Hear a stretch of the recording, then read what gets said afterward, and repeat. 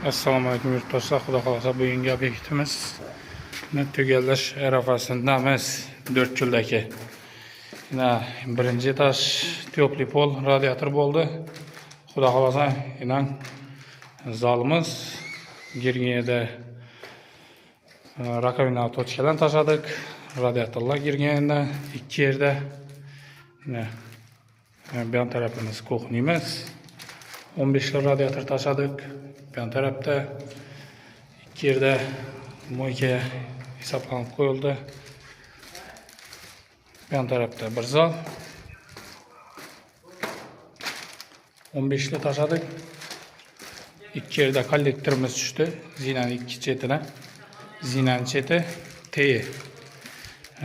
Kotel, hidrostrelka, boiler, nasos, filtr hamma narsani ustanov etdik. Xudo xolasa.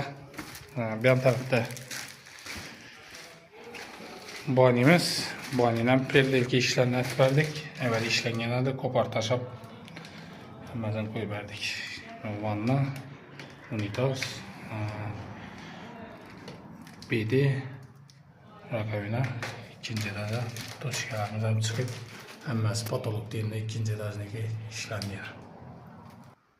İkinci etajımız zinadan chiqarishda bir tochkamiz bor. Bu yon tarafda zalimizda 20 bo'ldi. Bu yon tarafning to'pli pol bo'lmadi, to'pli pol kerakmaydi uy egasi.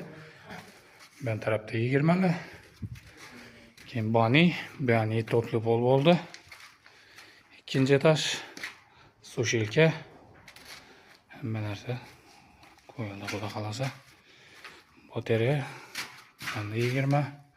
Aynantena beri tak karama karşı ayna eshik hisob olingan holda ikki yeri radiator tashladik. Bu yonda spalnimiz, bu yondan bir spalni.